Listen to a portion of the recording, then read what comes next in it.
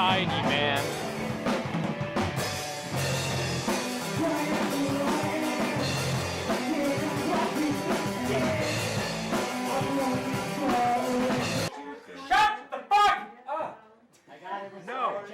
I had like a bit of a song that I had written like a week ago about like this straight girl that I had a crush on in college, and then I added more verses to it because I felt more of those love emotions.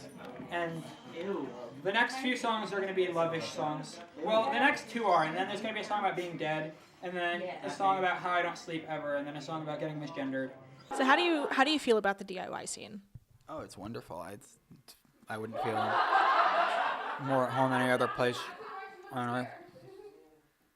I think it's like, a place where I've really was able to like come into myself as far as like, gender identity and expression, and like just being like a comfortable place to exist around other people and form relationships and friendships.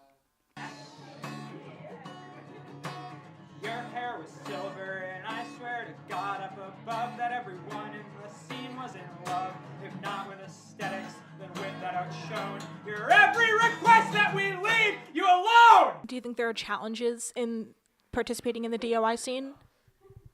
No, absolutely. Like, no one ever gets paid very much. Like, I every show on tour I got paid $25, and that was, felt like a lot to me. But I used around 700 miles I drove, so it was kind of like barely even covered the gas to go to all those shows and to eat every night.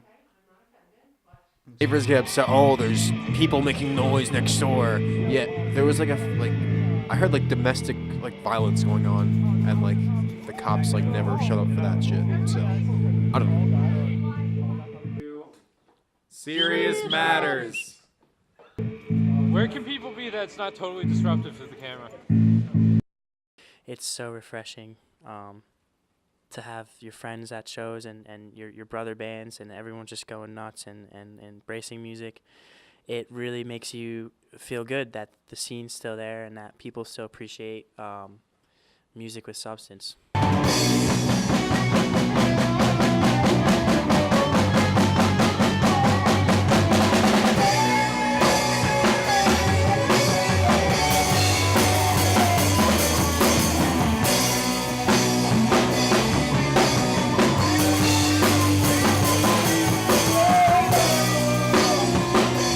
You tell them, oh, I'm playing a show this weekend. Where are you playing? Oh, this basement, Union Beach. Oh, a basement? And a lot of people are sketched out by it, and it's really nothing to be sketched out about. I'd rather play in a basement or any kind of DIY venue than a venue than the Stone Pony or Starland Ballroom, because I know I don't want to badmouth anybody, but I feel like they're kind of only after your money and ticket sales and stuff like that, and we're not about that at all. I mean, I love making all this money. Want me money? All the money that I'm making right now. It helps me with my dream, but it's not about the money. No, what was the question?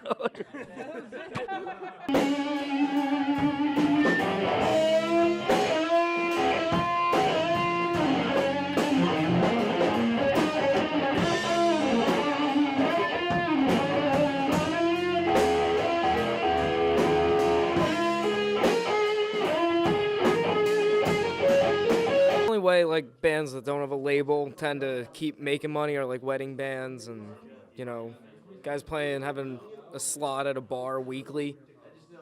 It's just hard to keep it going to the grand scale you may want it to without a label, but You can do it. But nowadays, and it's not even just rock and roll, it's rap, it's all the techno, country, anybody can just put songs out there so people can get noticed in the most bizarre ways.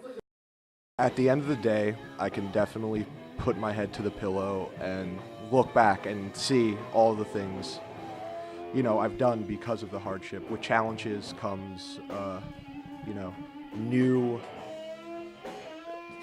achievements, I guess. So it's almost not only to the band, but to yourself. I feel like it's very fulfilling just because you can sit there and be like, well, look at all this hard work. It's tangible. Even if you don't ascend past, your local scene, your regional scene, I feel like you can walk away with a real sense of like, wow, this is what I created. It's its own entity now, and it's, you know, there'll still be people even in the small scenes that just are diehard, you know, fans.